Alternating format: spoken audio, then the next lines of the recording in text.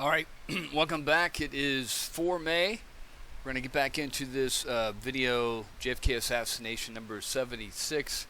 We were on this Buell Wesley Frazier video with C-SPAN. Looks like it happened around June 21st, 2002.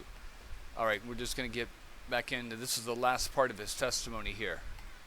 Yes, we would stop and everyone could see the presidential parade. And so we continued to work, and then at a certain time we stopped, and everyone got ready to watch the parade. Again, I find this interesting because it's like this. Usually they went to lunch at 12 o'clock, from 12 o'clock to 1 o'clock. Okay? No, excuse me. I take that back. I believe it was 12:30 to 1:30, from what I understand. But then again, it could have been 12. I'm not sure. The president... No, I take that back. Let me go back again. So, from what I understand from all the other testimonies, they usually went to lunch from 12 to 1. Okay? This was going to work out great because the president was scheduled to come by the Texas School Book Depository at 12 o'clock. Okay?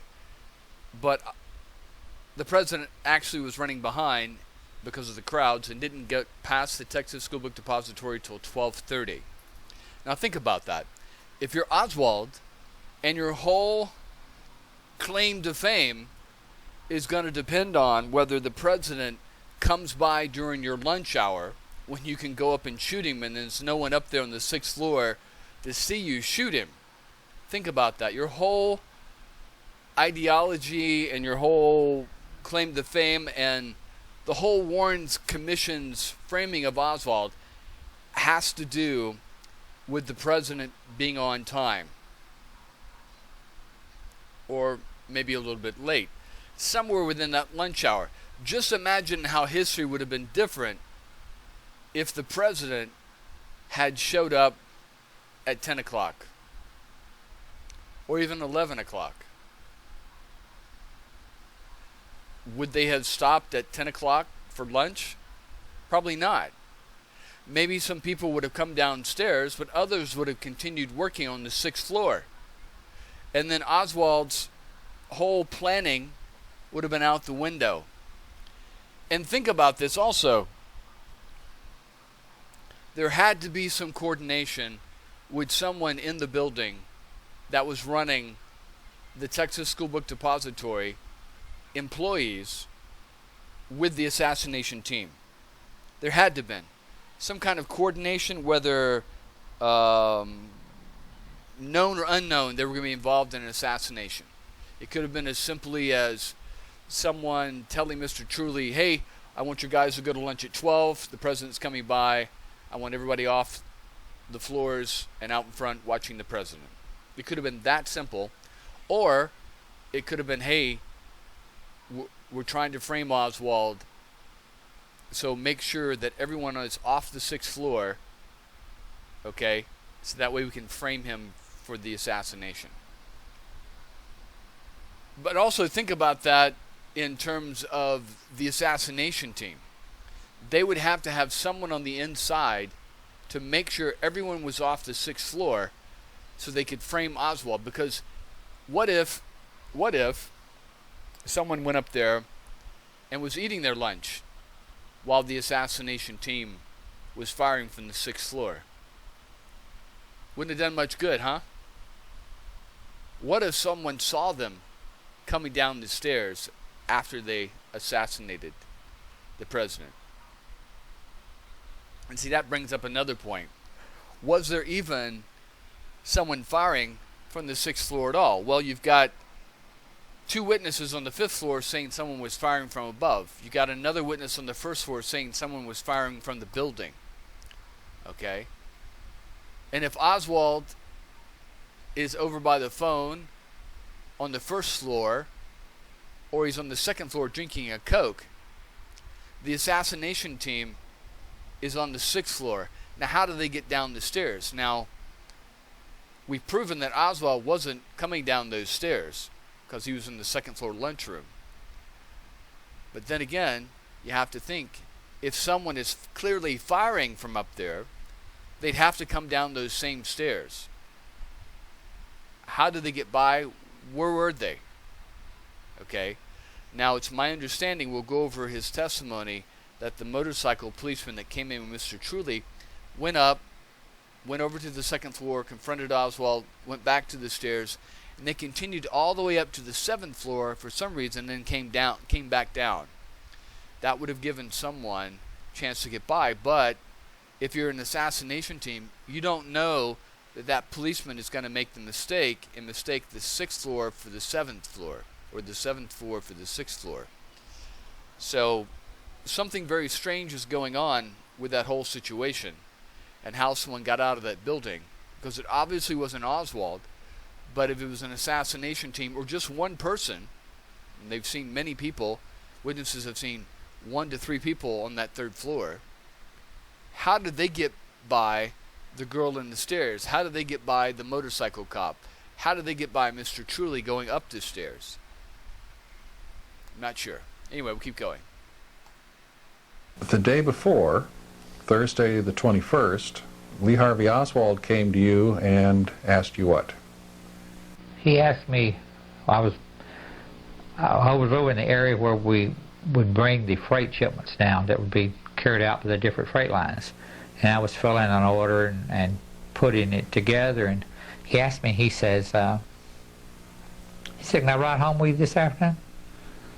And not thinking about what day it was, I said, sure. And then a few minutes later, I don't know where it was due to, I looked at the date on the invoice I was filling, and I said, day's not Thursday. So when I saw him, I said, hey, I said, day's not Friday, day's Thursday. He said, I know that. He said, but he said, I need to go out to Irving. And he said that Marina had made him some curtains for his apartment. He stayed over an apartment in Dallas during the week and would go home with me like on Friday. So he was going out to pick up the curtain rods where he could hang the curtains in his apartment. Marina had made some... Now let's think about that also. So Oswald went to all this trouble and coordination to get the rifle, and we're talking about April of 1963. So we'll go back to April of 1963. Oswald's living in Oak Cliff. Okay.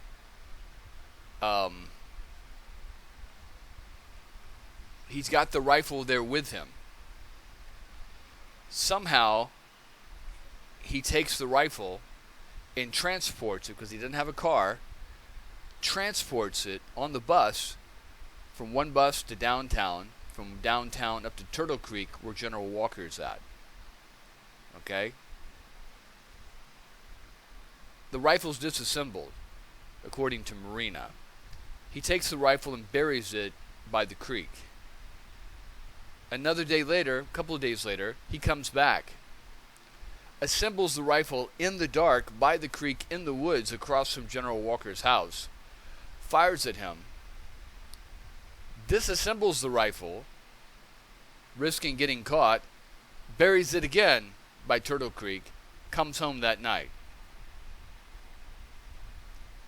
A few days later, he goes back to Turtle Creek,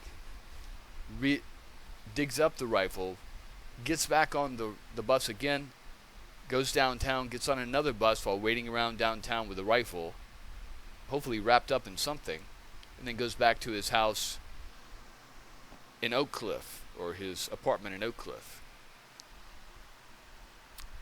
Oswald also was seen supposedly at the Sportsman shooting range in Irving. So that means, and he was also seen during the week. I don't know how that's possible if he's working. But, so Oswald, and think about this whole logistics with the rifle. Oswald goes to New Orleans first, leaves the rifle Marina with Mrs. Payne in Irving. Mrs. Payne and Marina bring all of Oswald's items to New Orleans and drops them off. But somehow Mrs. Payne doesn't notice there's a rifle, bullets, nothing in all of Oswald's items that she's helping to lug. Because you got to remember, at this time, in May 1963, let's see, Marina has a baby in October. So in May of 1963, she's going to be, let's see, 9, September is 8, August is 7, July is 6, June is 5. She's going to be about 4 months pregnant. Not showing that much probably, but still, she's going to be having to carry all this in the heat, put in the car in Dallas, and then unload when they get to New Orleans. But Mrs. Payne never sees a rifle, never recognizes a rifle. Even if it's broken down, it's still going to be 40 inches long, probably wrapped in that blanket that Marina was talking about. Again, we have the same situation in reverse, where Oswald leaves New Orleans. Actually, he packs everything into Mrs. Payne's car. She swings back through New Orleans again. They leave and head to Dallas. Mrs. Payne and Marina, by this time Marina is 8 months pregnant, September. No, she's about 9 months pregnant. She's about to have her baby, about mid-October. So this is the end of September. So Marina's got to lug all these items in, plus the rifle wrapped in the blanket, and Mrs. Payne never recognizes that it's a rifle. And then Marina puts the rifle out in the garage, in Mrs. Payne's garage, and Mrs. Payne is never curious, never goes and looks, what are these rifle... Mrs. Payne's a Quaker, to let you know. So she's against violence, most likely would be against anyone having a weapon inside her house. I believe I even heard her say that. If she knew there had been a weapon, she wouldn't have allowed it in the house. So Mrs. Payne has this rifle in her garage, the Quaker peaceful Mrs. Payne, and never recognizes it. Oswald comes over several times, at least 3 times, from mid-October, so the next 6 weeks, I guess you could say, when he comes over from his neighborhood, Oak Cliff, to Irving on the bus, picks up the rifle. Mrs. Payne never sees him with the rifle, doesn't see him walk in the garage, get his rifle, clean the rifle, oil the rifle, nothing like that, okay? And that says something. That's a whole another kettle of fish there. Let me finish with this point about sportsmen, though. He goes to Mrs. Payne's house, maybe when she's not there. How does she know she's not going to be there? He's there on Fridays till Monday mornings, Friday nights till Monday mornings. Maybe he goes when Mrs. Payne is at lunch, or Mrs. Payne goes to the grocery store. I'm not sure. But somehow he's able to get the rifle, have it wrapped up in the blanket, go down to the corner, and risk being seen by Mrs. Payne coming back in her car, standing there waiting for the bus to go down to Sportsman rifle range. They never see him walk up. They always see him drive up with someone else, or someone else drives him and drops him off. Test fires his weapon out there. Maybe he's oiling his rifle out at the Sportsman's range. Okay? And then brings the rifle back. Now, he doesn't know when Mrs. Payne's going to come back from whatever her shopping or whatever she's doing. So he doesn't know that Mrs. Payne's he may walk up one day up to the garage, and the garage door may be locked, and have to take the rifle through the house, and Mrs. Payne accidentally see him with the rifle wrapped in the blanket. Oh, what is that, Lee? Oh, it's a rifle. You've got a rifle in my house? I'm a pacifist. I'm a Quaker. Don't you know that? I don't allow rifles in my house, weapons. So all this is going on underneath Mrs. Payne's nose, and she has no idea. And another thing, you can't fire a rifle and take it to the range and fire it, okay, without oiling it and cleaning it. How is he oiling and cleaning this rifle without Mrs. Payne noticing it? Impossible. Just impossible. Anyway, so let me get to my point real quick, what I wanted to make. If he's doing all this with General Walker, 1, 2, 3 bus trips, and it's just a general, and he misses, why wouldn't he take more precautions with the president? Okay? Why not take that rifle up to the 7th floor or up to the roof and hide it up there? And then he can say, hey, I'm sick today, or I'm going to go out to lunch, and then go to the 7th floor and fire away. But yet he's on the 6th floor firing where people have their lunch and eat their chicken and drink their Dr. Pepper, and he could be risked seeing or caught because people coming back to work. What if someone decided they finished lunch, they wanted to go upstairs and read a book, or go upstairs, and what if Mr. Truly wanted to go up and take a look at how the work was going? He's risking all this in his great attempt that's going to make him world famous by killing the President of the United States. A lot of risk involved there. You know, why even the 6th floor? Why even the Texas School Book Depository building? Why not the grassy knoll? Hide the weapon in the building there and walk over during lunch and fire from the grassy knoll or the railroad yard. A lot of this doesn't make any sense. But then again, he's got an alibi.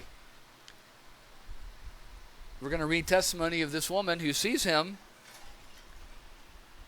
in the lunchroom drinking a Coke 15 minutes before the president shows up. And then he's confronted by Officer Truly, or excuse me, by the patrolman who puts a gun in his belly and says, yeah, he was drinking a Coke.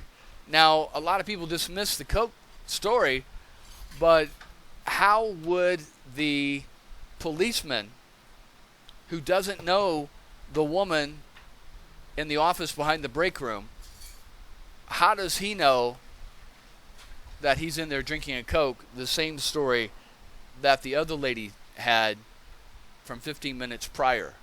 See, that's when you know something is absolutely 100% true, when you have two completely unrelated sources verifying it and corroborating it. That's how you find what's real and what's fake and what's not real. Okay? Oswald was in the 2nd floor lunchroom drinking a Coke when the president was assassinated. It's that fucking clear.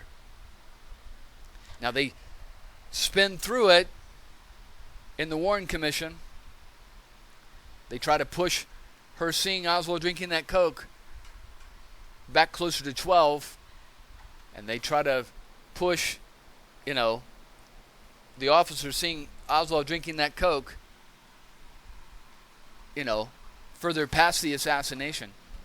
But that makes it even more clear that Oswald was drinking a Coke, because if Oswald was drinking a Coke and makes it even more clear he didn't do it, because if Oswald's drinking a Coke, say from 12 o'clock to 12:40 or 12:35, that means he was having his lunch on the 2nd floor, was never anywhere close to the 6th floor.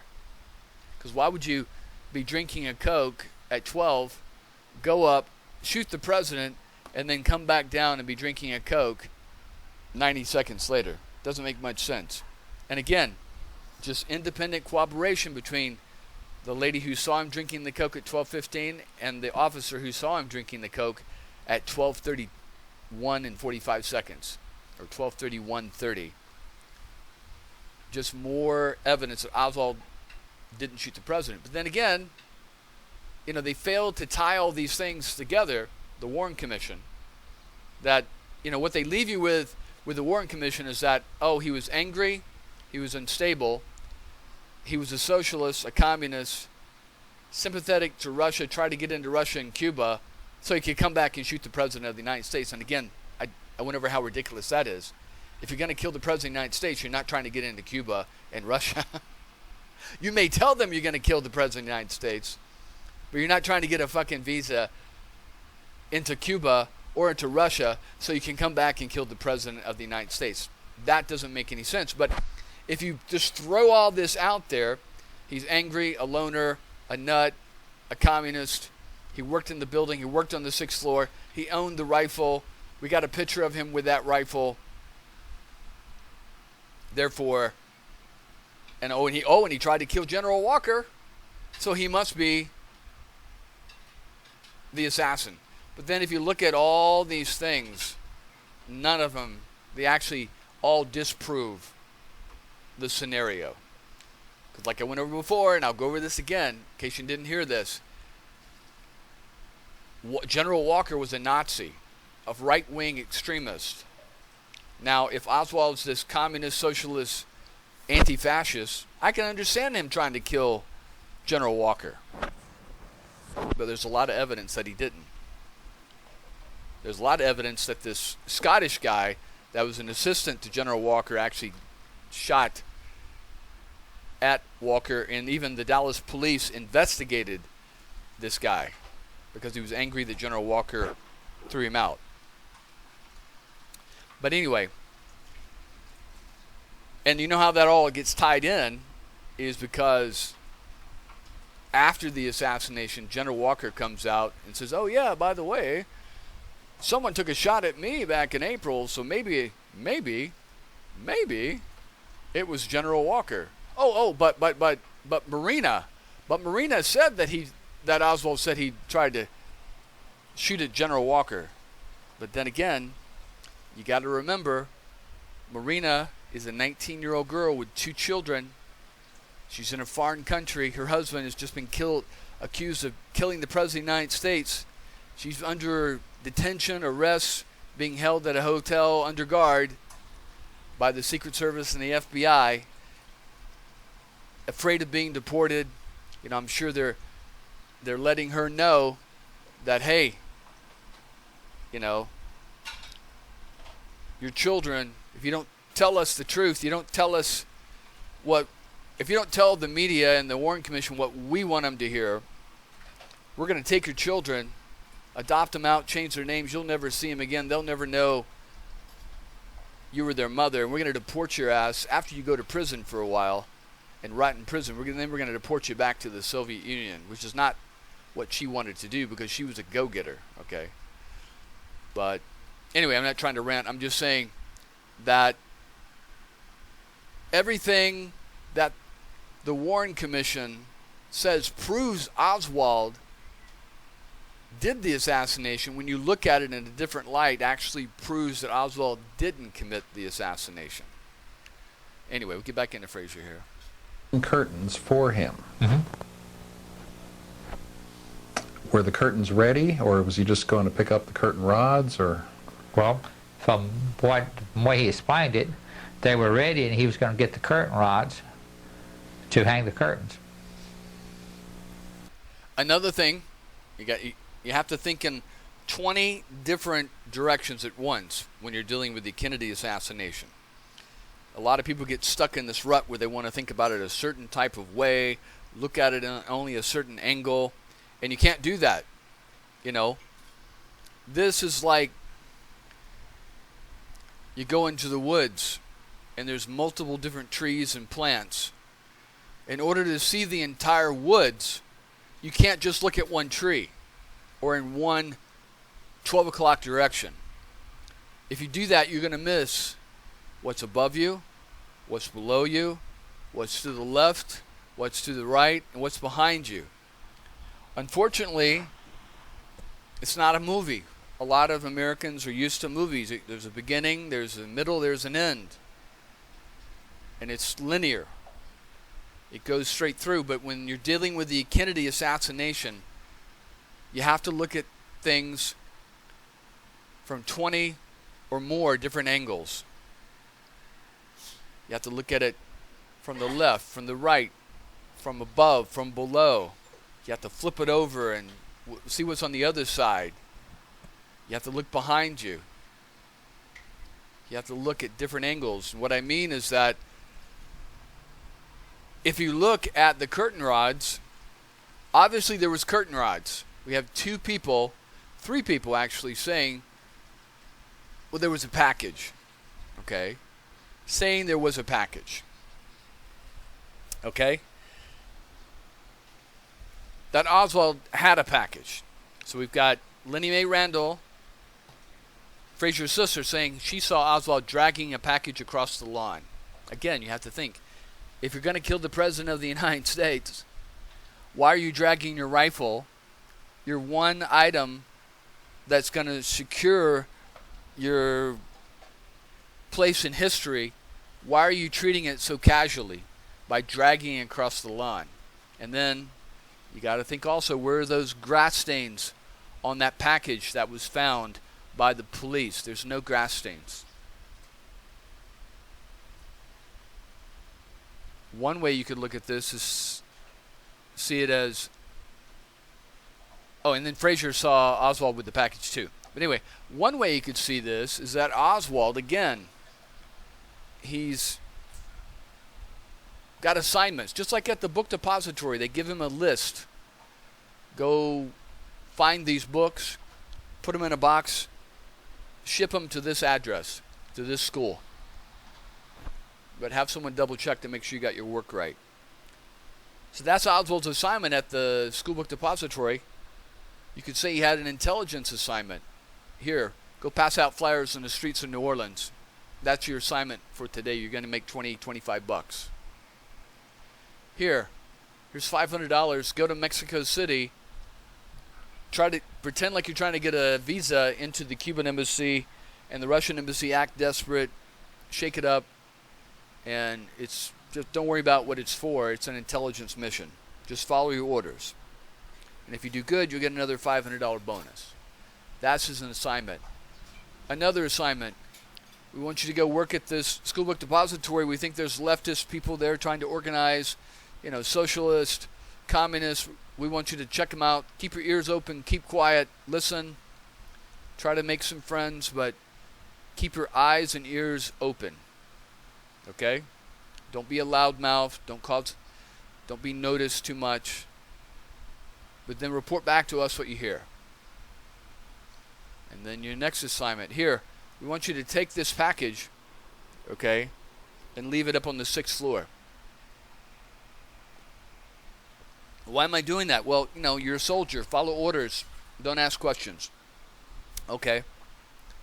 So, if you're following orders and doing something that someone else wants you to do, you're not going to care about the package as much as if you were the one that had the rifle in the package that was going to kill the president and make you famous.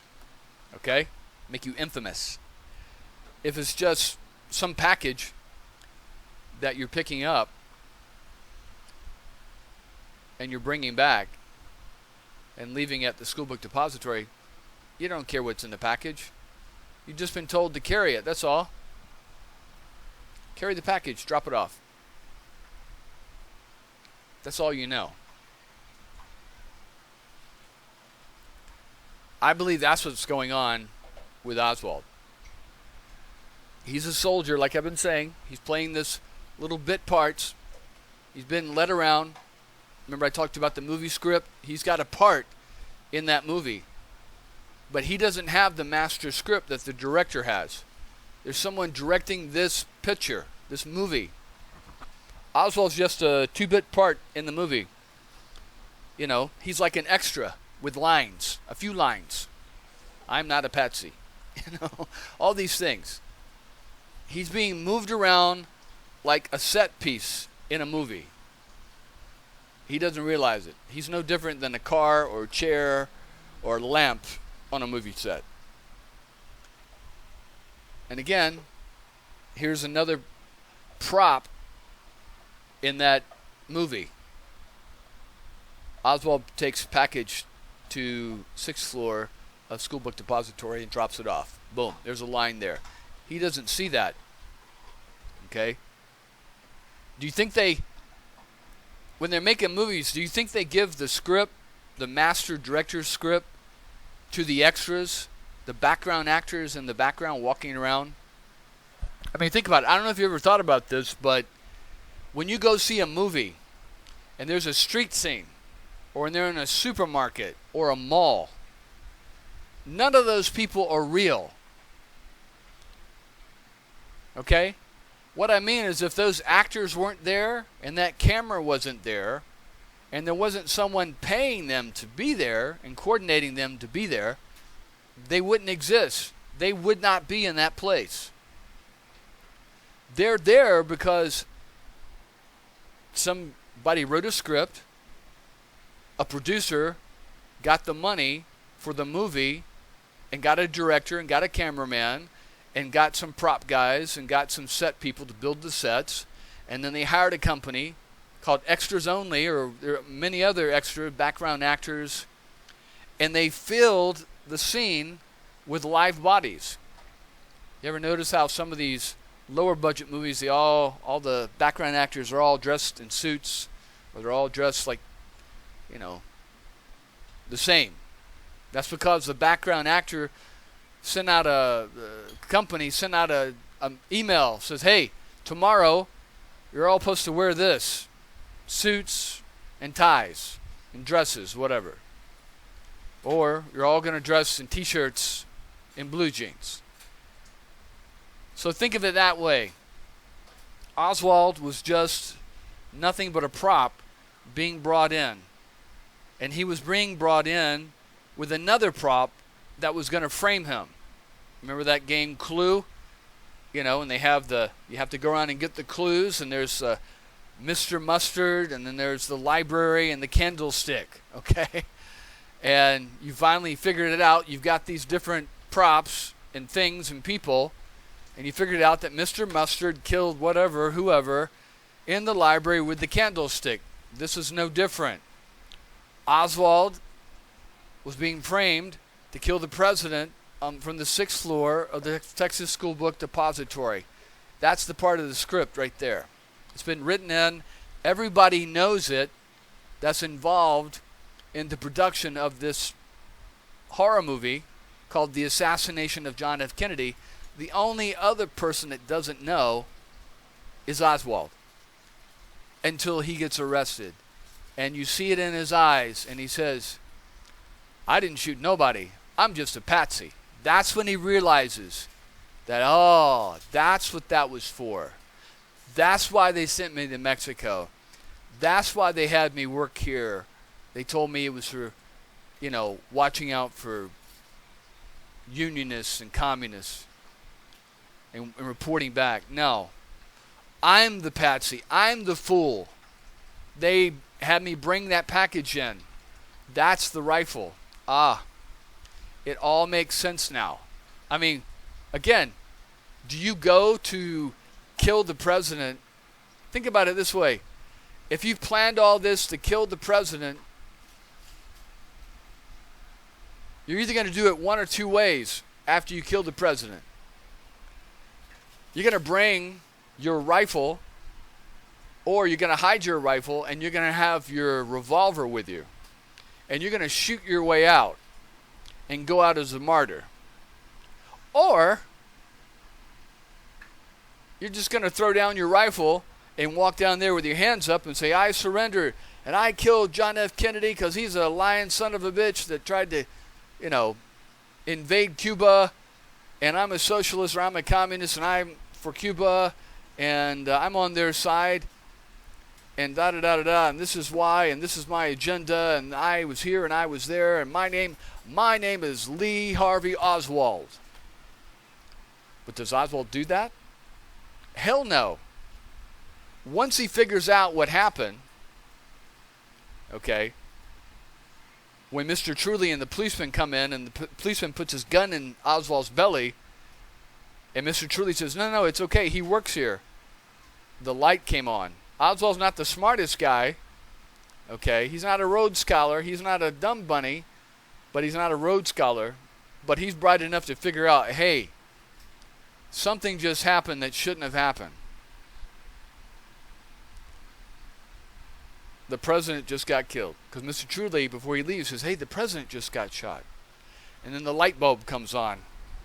Oswald panics and realizes that, oh shit, that's what all that was about. I need to get out of here. I need to get back over to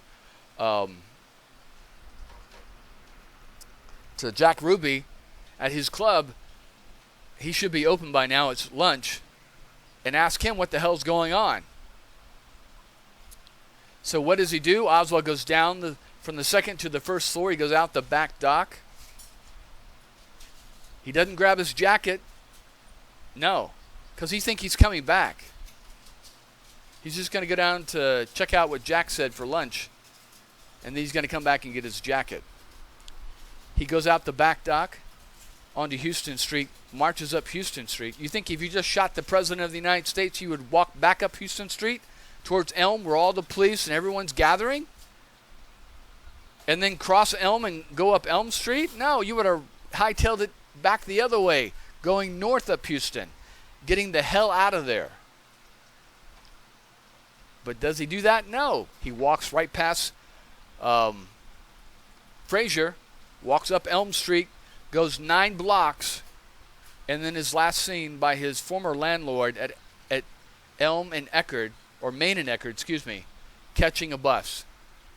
Now, if you go up 9 blocks and then come down to Main, you're at Jack Ruby's club, and also a block from the Adolphus Hotel, where most likely the radio coordination's going on. So I don't mean to rant on this, but I'm just making the point about all this stuff that I've gone over before, but not everybody's heard before. And then he's got to get home so fast that when the traffic backs up, he gets out of the bus and goes over and gets a cab and goes to his house. And he knows, that he knows something's up, because what does he do? He has the cabbie drop him off a couple of blocks away from his house. And then the first thing he does is go into his house, his room that he's renting, and get his pistol and a new jacket. And then he leaves there and goes to marches straight to Jack Ruby's house. Okay, Jack Ruby's not at his club. Maybe he's at home. Okay, I'm going to march over to his house. But before he gets there, about 3 blocks before,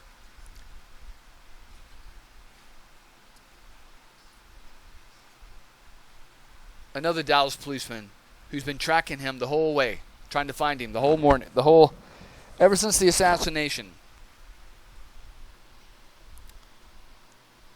pulls up on him.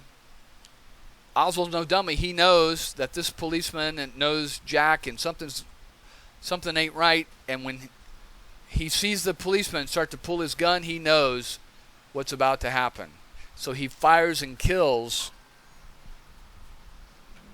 the policeman. If you believe that story.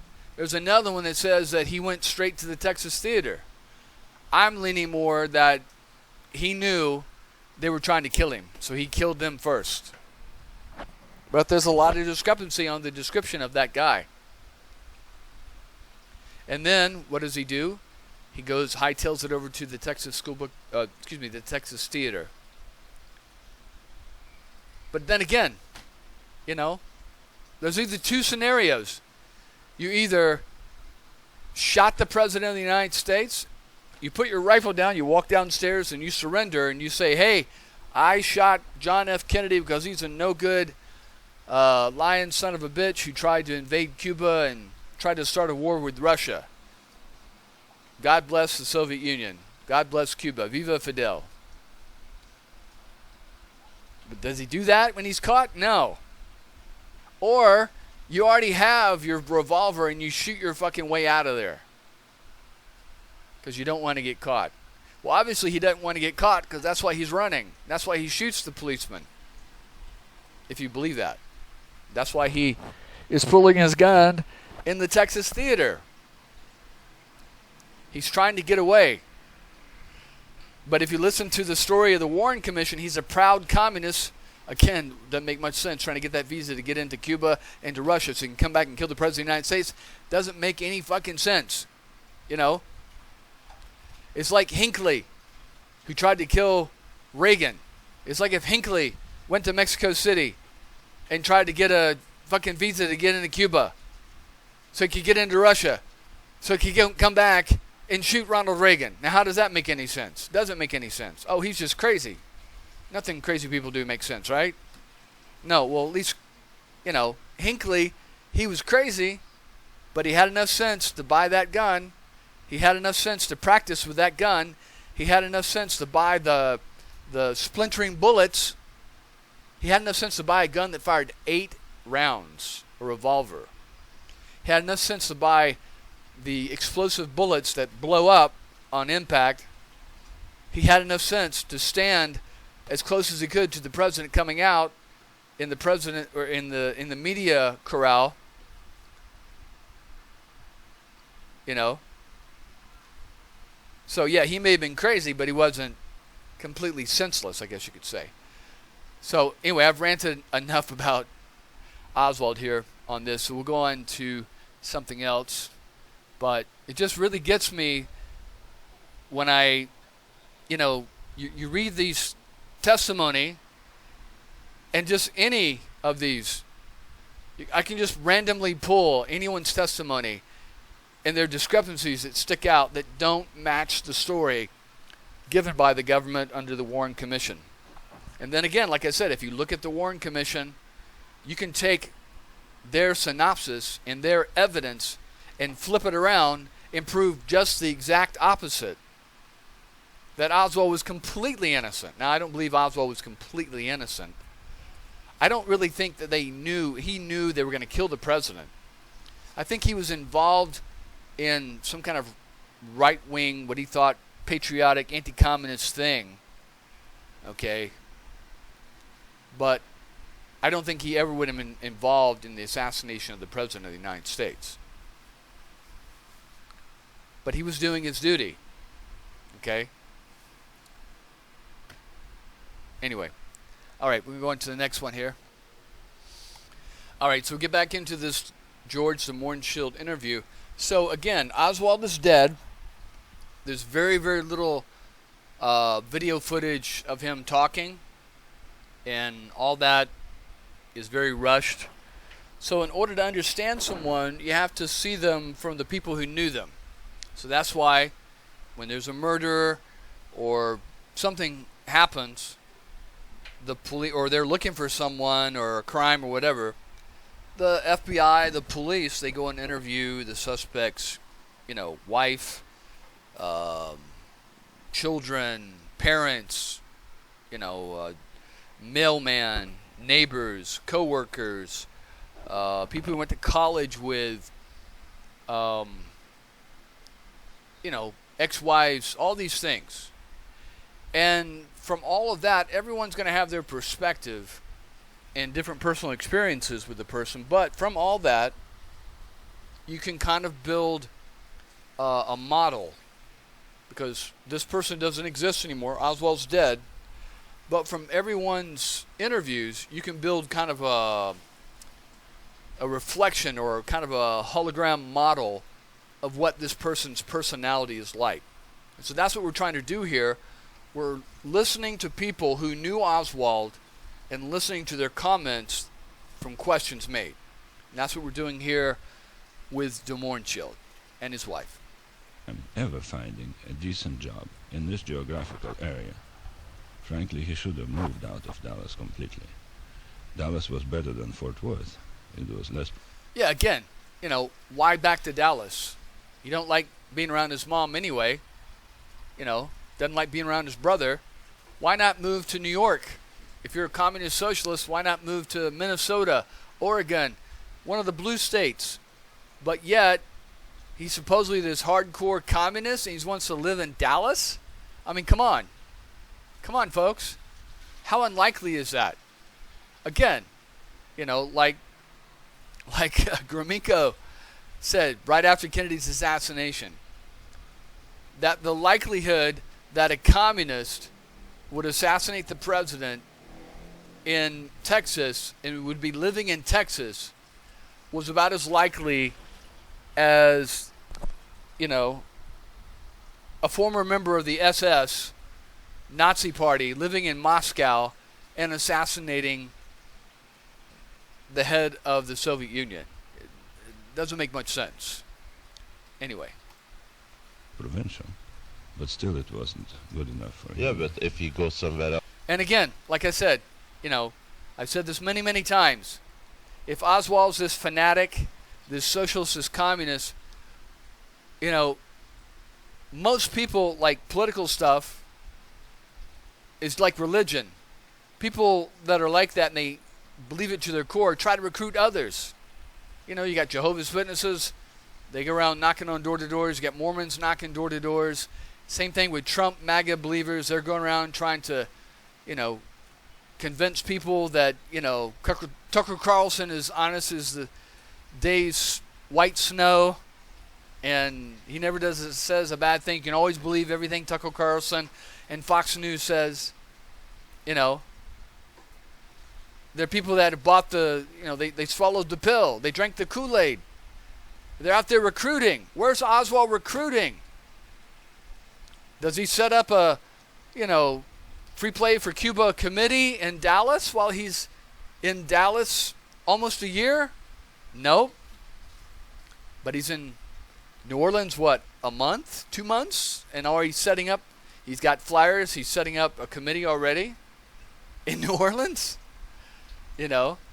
But in Dallas, nothing.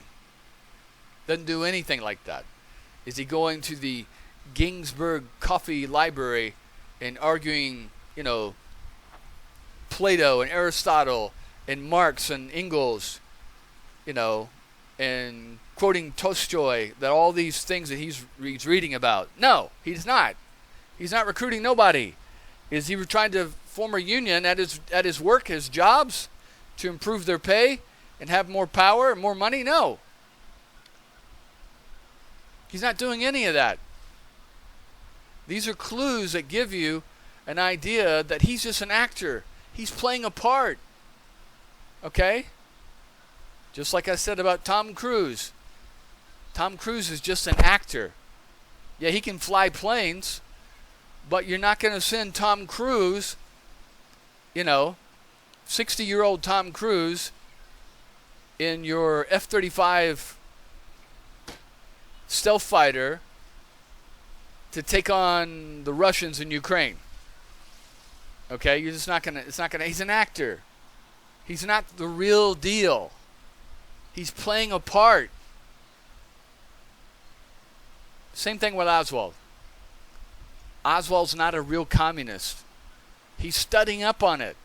Remember I told you about, the actor who played Batman for 6 months would live like the character, would be the character, would walk and talk and become that character. He would embody that character. He would channel Batman. He would channel whatever role he was playing.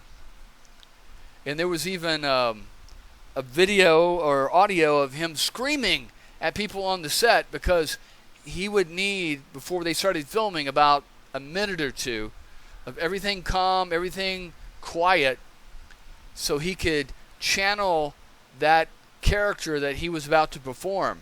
Okay?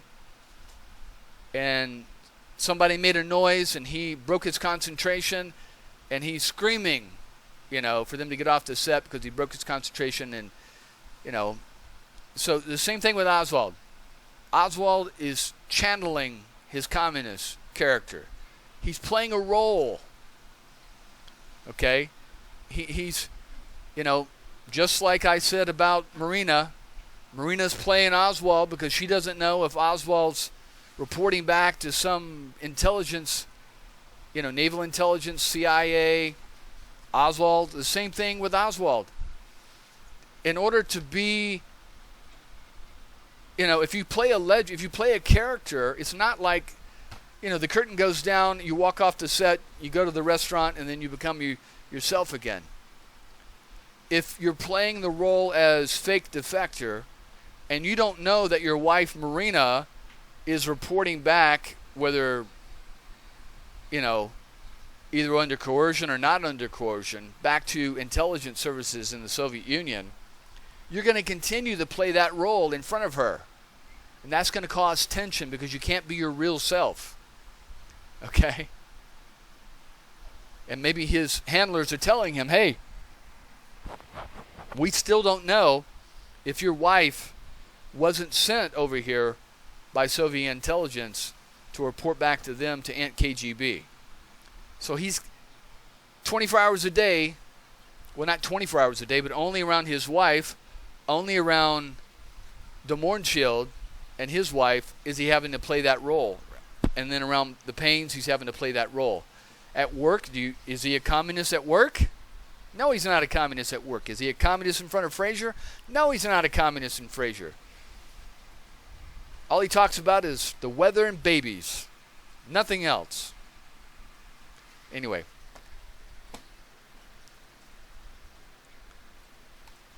Else the FBI. Maybe so, but at least he might have found some more liberal bosses. There you go. Who would have accepted him as he was. George, you mentioned which gentleman, Mr. Sam? This friend of mine, Mr. Sam Ballon. Ballon, how do you write that? B-A-L-L-E-N. He testified too. He testified also at the Warren Committee, and he also told me of his reactions when he heard about that Lee Harvey Oswald might have been involved in the assassination. How did he know Lee at all? I introduced him for a job. And asked Mr. Ballon to find him a job. At the bank? No, he was an investment banker, and he had various companies that he controlled and was chairman of the board of. One of them was a reproduction company in Dallas and in various other towns. And he gave an interview to Lee and had a lot of liking for him from his interview. He said he was an independent man, a clear-thinking man, a man who had a desire to improve himself. But he did not give him a job. He was not mentally unstable in Mr. Ballon? Not at all. He said that he did not give him a job because he was too much of a hard head and too much of an individualist and would not fit into his organization. So did your friend the banker later comment at one point that if you hadn't gone to Haiti and you had been able to look after Lee as you were doing when you were in Dallas, if Lee was involved in the assassination, it would have never happened? Definitely. Did he say that? Did he go on He record? said that, and it's on record. And see, that's what gets me if you watch this horrible TV show called 11/22/63, and it's by Stephen King, where the guy goes to the pantry, ends up like 3 or 4 years before the assassination, and they get it all. just stuff just obviously wrong. Okay, they have de Mornschild as Oswald's handler. Okay, and they've got Oswald. This is how bad it was that de Mornschild is supposedly handling Oswald all the way up to the day of the assassination, personally with him in Dallas, where any idiot who did any studying on the whole subject, I like Stephen King, but if he'd done any studying, he would have known that de Mornschild left Dallas in May of 1963 and was shocked, was not in communication with Oswald. So we're talking about June, July, August, September, October, November, 6 months. But yet, in stupid Stephen King's book and TV show, they've got de Mornschild handling Oswald all the way up to the assassination. Just crazy. And then, another thing to just pop out about this show that really pissed me off is that they've got Oswald, still living in his apartment, in Oak Cliff, instead of renting the room at the rooming house on Beckley. Because he's sitting there in his apartment. They don't even have him go to New Orleans.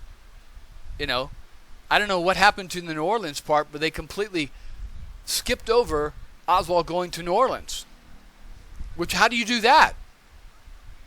How do you have a TV show about the Kennedy assassination and you skip over New Orleans? It doesn't make any sense. And then they got Oswald in his apartment at the very, very end assembling his rifle. Okay? And then, the day of the assassination, they've got Oswald going in the front door. I don't know where they were parking at, but it shows him and Frazier going up Houston, crossing Elm, and going in the front door of the school book depository carrying his package. Doesn't make any freaking sense. This shows you how bad people are when they don't know what the hell they're doing, and then people will see that, okay? And then I've made a point with that whole video and showing how even in their bad demonstration of Oswald assembling this rifle and cleaning it, they've got the rifle sitting on a couple layers of newspaper that's completely oiled over, okay? So where's all this oil on Oswald's hand? Because all this oil would have been on this rifle, and then Oswald would have to pick up the metal barrel and put it into the rifle and assemble it. And where's this? You know, they show Oswald with a screwdriver screwing the mounts back on for the barrel. Where's this screwdriver in the school book depository? They found the bag folded up, but there's no screwdriver. Now you think if Oswald would have been smart enough to take the screwdriver that he obviously would have needed and taken the rifle, okay, that he would have taken the bag instead of folding the bag and leaving it on a box, supposedly, which they have no picture of. Would have taken the bag and taken the 3 cartridge shells too. Don't you think he would have done that? But yet, when Oswald's arrested, there's no oil. There's no gunpowder residue from the rifle on his hands or his face. I mean, these are obvious things you can't get away from that prove Oswald's innocence. Anyway. But yeah, 11/22/63, I thought it would have been an interesting scenario. You know, again, the obvious thing is why not, why not just shoot Oswald? You don't have to kill him. Shoot him in the leg the day before. Run over him as he's waiting, on the bus to go to work on Thursday. He's on the corner there. Just run his ass over. Put him in the hospital. He can't kill the president.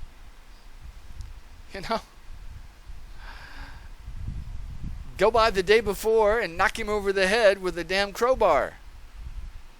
That would knock him out, put him in the hospital. He can't kill the president. History's different.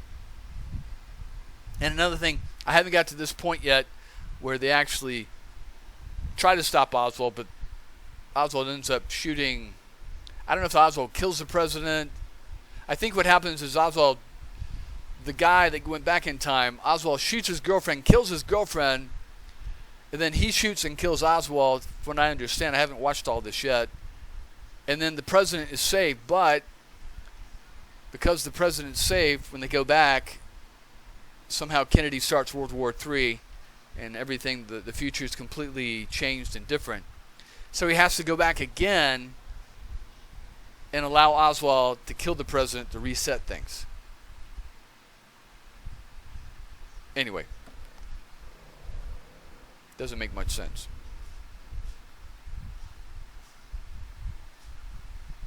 Anyway, so we'll go back to the Mornschild here. In the Warren Committee report. Oh, he did. And I'm really very grateful to him for this remark, because it shows that the man understood Lee's personality, and he also understood what my wife and I have been trying to do to them, to open new horizons for them, to get them out of their frustration, out of their dark hole, to get them into the fresh air and improve their position socially and economically. And I am sure that if we were in Dallas at the time, we would have known what Lee was planning to do, and he would have told me that. But unfortunately, we were not in Dallas, but we were in Haiti. Okay, now I wanted to say something real quick about informants. Okay, so a lot of people say, that the Mornschild was a trained CIA informant, and a lot of people poo-poo that idea, and I say he was neither. He was just a regular, handler, excuse me. He was just a regular CIA, FBI paid informant. Okay? You can go into the Family Jewels of the FBI website, and there's just list after list after list of informants. The FBI has informants. They're a law enforcement agent. See, that's what they do. They had people working for the FBI, whether being paid or whether being coerced because they've been arrested or something, in the civil rights movement. They were monitoring Martin Luther King, who did no crimes, who committed no crimes, but was hated by Hoover. They were trying to undermine Martin Luther King in the civil rights movement, okay? Trying to prove that it was all a communist front. But they had informants inside.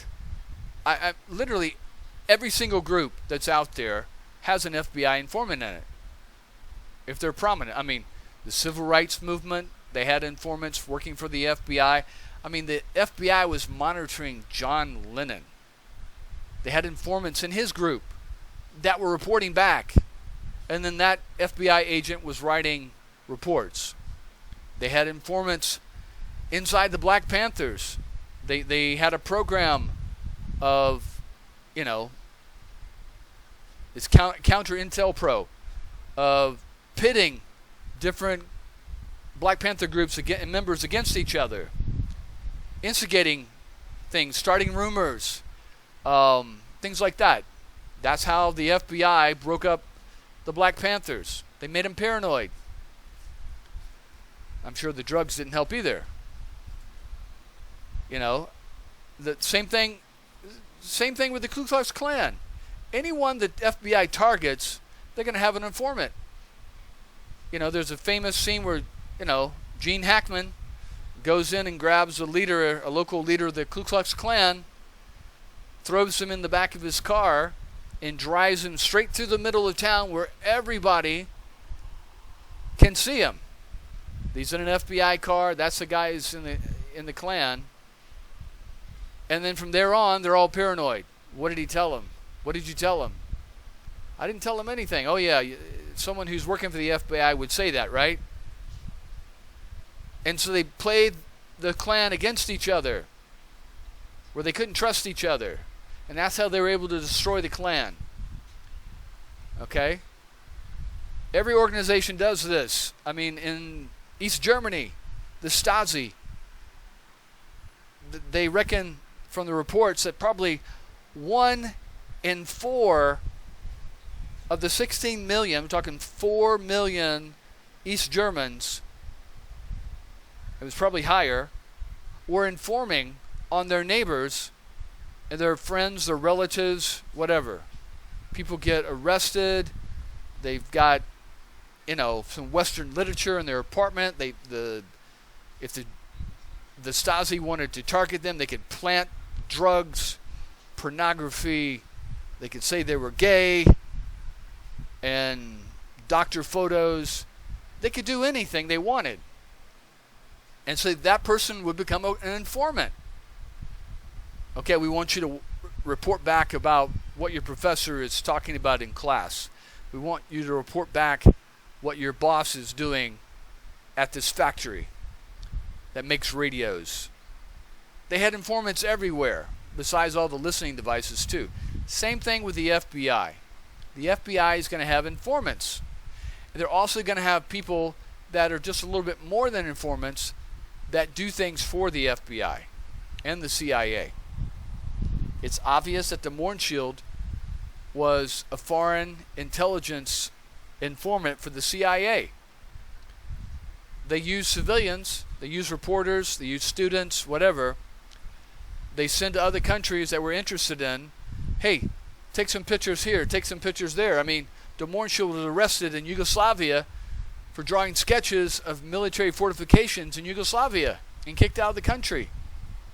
So de Mohrenschildt was more than just your average laissez-faire kind of guy. And, you know, they used, the CIA and the FBI used de Mohrenschildt in Yugoslavia. They used him when he went to Haiti. They used him when he went to Central America. You know, I mean, what tourist walks all the way from Mexico to Colombia, and every time he gets to the capital city, goes to the American embassy and spends a couple hours debriefing with the embassy there? That's called an informant. He's reporting on what the peasants are thinking about in the villages outside the capital. So the CIA can be aware to let their people know, you know, to have leverage over that leader in that country. Hey, you know, you've got a revolution brewing in your hills just outside your city. You know, da-da-da-da-da. That's why the CIA is able to get all that. That's how they do it, through informants. Now, in this case with de Mohrenschildt, just like, I mean, you could call him a handler, but he's really not a handler. He's just kind of watching over and making sure that Oswald stays out of trouble and doesn't get arrested and doesn't beat his wife and all these things. Okay, he's not telling Oswald, hey, this is your assignment for today. Go pass out these flyers. Hey, this is your assignment for today. Go down to Mexico City. That would be David Atlee Phillips, who's his handler. But they're monitoring Oswald, and, you know, possibly Oswald's been told by his FBI handler or his CIA handler, hey, these Russian guys, we don't know if they're right Russians or maybe they've got relatives that are under coercion back in the Soviet Union. We want you to report back if they do anything funny. And the FBI will do that. You know, and sometimes you'll have multiple agencies that are not aware of each other have informants in an organization, especially like in the drug trade. You have a DEA agent, you have a CIA informant, you have an FBI informant, you have the customs informant, you have you know, the sheriffs, the Coast Guard informant, and they're all reporting back. Okay? And a lot of times some of them won't know of the other guy as an informant. A lot of people didn't know that Manuel Noriega was an informant for the CIA and the FBI for years, and for the DEA. He was also dealing drugs. He was also helping, you know, launder money, but he was also an informant for the FBI and the CIA and the DEA. Same thing with Saddam Hussein.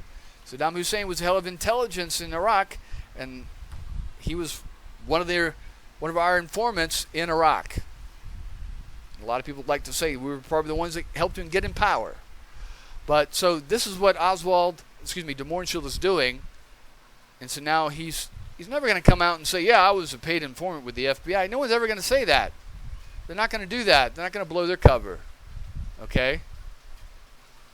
But if you don't believe this happens, just go to the FBI, you know, files and look under family jewels, and you're going to see all these files and reports of FBI informants inside the civil rights movement, inside the Nation of Islam, inside the Black Panthers, inside the Ku Klux Klan, left and right, communist organizations. I mean, literally, out of the 10 or 20,000 communists that were identified inside the United States, probably half of them were informants for the FBI.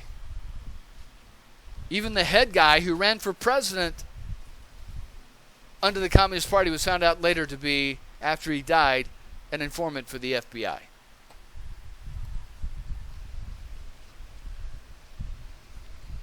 Okay, Joe. Now You said you were dealing with some of the questions that he did not like about the United States. yeah, well, I already mentioned what he did not like about the United Okay. States. Do you have any further notes on your remembering? Yeah. For instance, I remember that Marina was saying that Lee was quite a different man in Soviet Russia He was a friendly man and relatively happy man. But in the United States, said Marina, Lee became a different person. He became more or less of a recluse. He disliked the Russian emigres that he met. Maybe it was a jealousy that they were rich or successful, but I think probably he was sincere in considering them as foolish people and also traitors to their country for having left Russia. But that was his own opinion, not mine, of course. Being yourself. Yeah, being myself a refugee, at least the son of a refugee. Again, he's saying that is Oswald's opinion, not mine. Well, that's not true. That's your opinion of what you think Oswald's opinion is. It could be that Oswald was playing a part in Russia to be carefree, joyous, go lucky, but keep your eyes open. Okay? There are people I've met in my life that, you don't think know what the hell's going on. You don't think they're as smart as they look a lot more stupid than they actually are. And maybe they do that for design. I had a grandmother, hardly said anything, but I tell you, that lady was smart as a whip. There's nothing that was going on she didn't know about. Nothing. People aren't always who you think they are, or who the impression they put out that they are. So again, Oswald's playing a role in the Soviet Union. Happy-go-lucky communist, finally made it to paradise. But if you're so happy there, why leave? Because his assignment ended. He got his bonus. Okay, Oswald, you finished your assignment. You can come home now. When he gets back to the United States, he's being pushed and worked. And then also, he's being told, hey, your wife, can you imagine being told either one of these two stories? Your wife may be an agent for the KGB. Watch out what you say around her. Keep an eye on her, what she's doing. Or they could be telling him, your wife's a go-getter. She only used you to get out of the Soviet Union. She didn't give a damn about you. And of course she had a kid with you in the Soviet Union, because that would, leverage. Get her back, you and the kid, back to the United States. And then she's going to use that in a couple of years. She's going to dump your poor little ass. Maybe they're telling him this. This is why the tensions increase. And then he's being pushed to do all these assignments, which he doesn't quite understand. Anyway, so we're going to move on and get back to the Mornshield later. But just one last point on this. Things aren't always as they seem. Now, I'm of the belief and experience that usually the simplest explanation is the right explanation. Okay? That's usually the way it is for most things. And then also on top of that, the most common believed or seen or understood explanation is the right explanation. And what I mean by that is, if you and I and 10 other people see a car wreck, the car sped down the road, spun out, crashed into a telephone pole, and the guy flew out the window and landed in the street and he died. That's usually the simplest real explanation.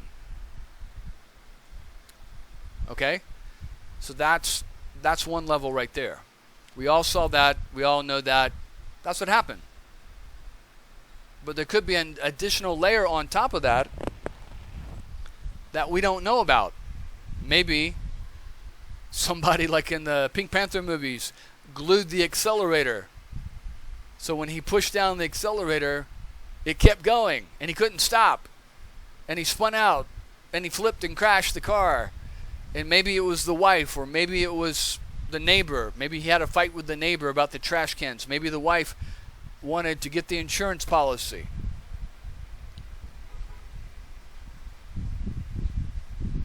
Maybe the guy was on drugs.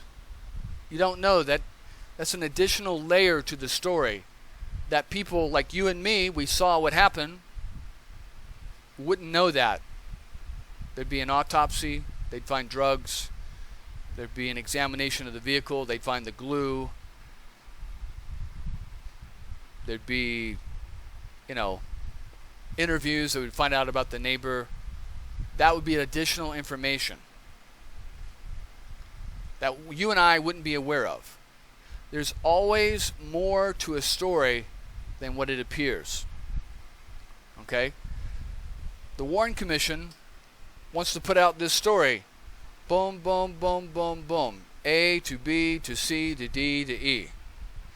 Oswald was crazy. Oswald was a communist. Oswald went to Russia. Oswald had the gun and the picture with the gun. Oswald brought the gun to the depository. The president was killed by a bullet supposedly from that gun. Therefore, skip all the other evidence. Therefore, Oswald, A equals Z. Oswald killed the president. Conclusion. Done. When you look through all that evidence, though, there's much more details when you look at it from different angles, flip it over, turn it around. All these things. I mean, why is it, again, if he's this communist, fanatical person, hates the president, why is he telling the Morningshield he loves the president? He admires the president. If you're a communist, radical communist on the left, and you shoot and try to kill, and you're anti-fascist, try to kill a right-wing Nazi, General Walker on the right, why are you shooting and killing the president who had that same general you tried to kill fired from the military and put in a mental institution? And why are you against right-wing people? Why is Oswald killing someone who's on the same side as him, going after the people he supposedly doesn't like? Doesn't make any sense. And again, the whole Mexico City thing. If Oswald's going to kill the President of the United States, why not just go straight back to Dallas? Which he has no idea the President of the United States is coming to Dallas. So what if Oswald had just stayed in New Orleans?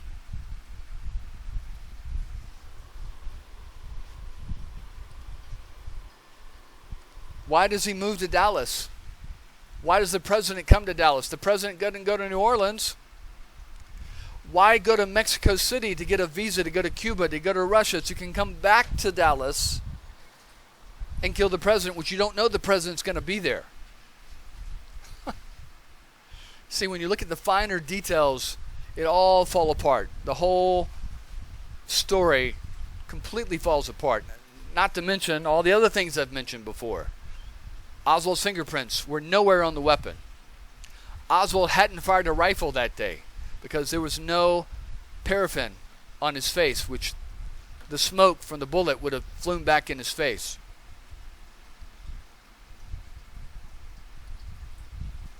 Doesn't make much sense. Again, you're going to kill the President of the United States and you're going to proudly boast about it as a communist. Why not just put the gun down, walk downstairs and say, hey, I killed that Kennedy son of a bitch. It was me. Because I'm a proud Marxist and I'm a soldier for the Soviet Union and Cuba, the Cuban Revolution. But does he do that? No. He sneaks out as soon as he finds out what happened. And he sneaks back home, he grabs his gun to protect himself because he realizes something happened. And then when he gets caught, he says, I'm a patsy. Because he realizes that he was the one that was set up to kill the President of the United States. Anyway, we're going to end there. And we'll pick it up again another time. All right, take care.